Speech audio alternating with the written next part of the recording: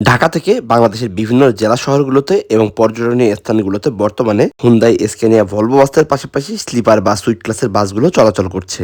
Luxurious বাসগুলোতে যে পরিমাণ comfort এবং আরামদায়ক ভ্রমণ উপভোগ করা যায়, স্লিপার বা সুইট ক্লাসের বাসগুলোতে কিন্তু ততটুকু আরাম উপভোগ করা যায় না। হ্যাঁ, লাক্সারিয়াস সেগমেন্টের বাসগুলোতে হয়তো বসে যেতে হয়, বাট এই বাসগুলোতে আপনি ঘুমিয়ে যেতে পারবেন।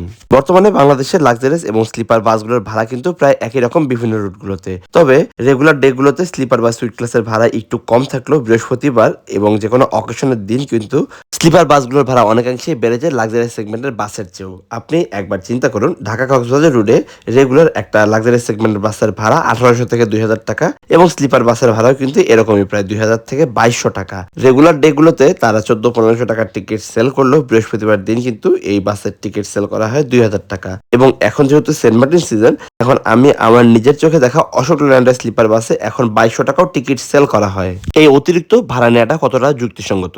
আমার কথা, লাক্সারিয়াস সেগমেন্টের বাসের চেয়ে স্লিপার বাসগুলোর ভাড়া কিছুটা কম রাখা উচিত। তবে হ্যাঁ, লাক্সারিয়াস সেগমেন্টের চেসিসের উপর যদি স্লিপার বাসগুলো নির্মাণ করা হয়, সেক্ষেত্রে হয়তো ভাড়া সেম টু সেম বা কিছু কিছু ক্ষেত্রে স্লিপারের ভাড়া একটু বেশি হওয়া উচিত। তো বাস মালিকদের এই বিষয়গুলোর দিকে একটু হলেও নজর রাখা উচিত সাধারণ যাত্রীদের কথা মাথায় রেখে।